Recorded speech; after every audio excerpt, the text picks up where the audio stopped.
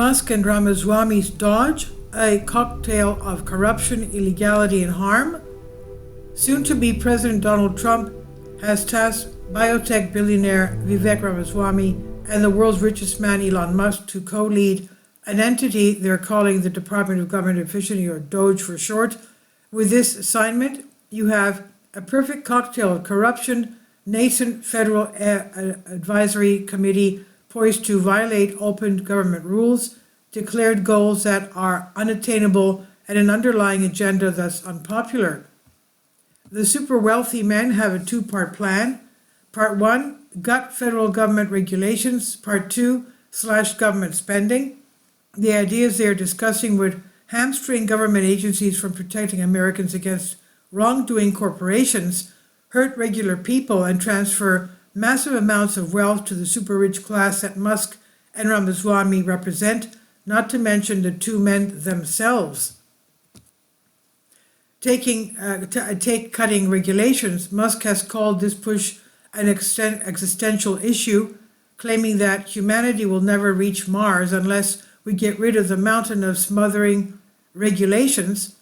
This perspective is one we should expect from a CEO who prioritizes profits, but not one that rings true for most Americans.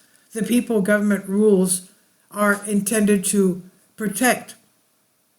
We all depend on government regulations and to defend our air and water from pollutants, protect our workers from unsafe workplaces, protect us from side effects of drugs that are intended to improve our health, defend children's safety, keep our roads safe, and so much more. When it comes to these types of essential regulations, Musk and Ramaswamy are private persons making recommendations. They have no special authority or magic dust. By law, the process of rescission, formally removing the rule from the books, follows the same rules as issuing a new rule. It can take a year or more as agencies follow an official notice and comment process, solicit feedback, do cost-benefit analysis on removing the rules, and much more. Beyond cutting rules we care about, Musk and Ramaswamy also say they want to cut $2 trillion in spending. Musk acknowledged during a town hall event before the election that the huge cuts he's looking for would bring temporary hardship to mainstream Americans. Finding a place to make these cuts is a challenge that is almost insurmountable, considering the largest part of the budget goes to causes Trump has said he will protect, such as Medicare, Social Security, and the Pentagon. What is left are popular expenditures on things like education, Meals on Wheels, national parks, and much more. The backlash to these expenditures being labeled cuttable will likely be great. The total amount of spending in these areas is also far less than Musk's made-up $2 trillion figure. Now to the next part of the unsavory cocktail, the government corruption issues inherent in having these two men helm this project. The potential personal benefits for Musk from this position are vast. He leads several companies that are under federal scrutiny. In an October report, we found that at least 3 of Musk's businesses are currently under investigation or facing scrutiny for alleged misconduct by at least 9 federal agencies. In addition, Musk benefits from massive ongoing federal contracts. SpaceX is likely to accrue another $20 billion federal business between now and 2028, or at least another $5 billion to $6 billion annually. Ramaswamy is much lesser of a billionaire, but he too has broad financial interests affected by the government. Putting Musk and Ramaswamy in a position to help influence how the government spends its money, even as they both stand to personally benefit, would leave a stink in anyone's nose.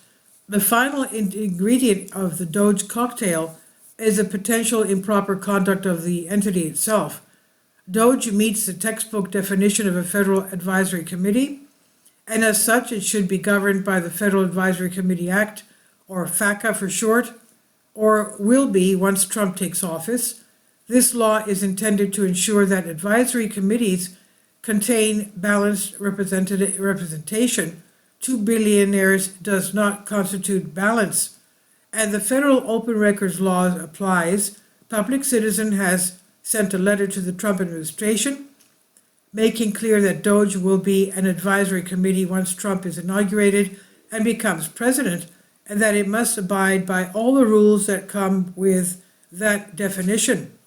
This includes rigorous transparency and the requirement to represent diverse and balanced points of view, and will require DOGE to work very differently than how Musk has announced it will. DOGE is a bad idea, it's unpopular, irresponsible, and dangerous to slash critical, life-saving regulations and cut programs and policies we all care about and benefit from.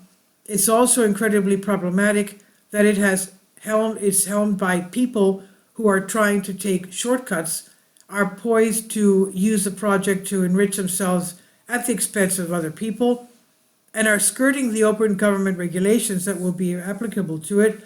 It's a cocktail no one ordered. And this is from Lisa Gilbert and Robert Weissman, co-presidents of Public Citizen, on Newsweek, on DNYUZ. Please leave your comments and thank you for your support.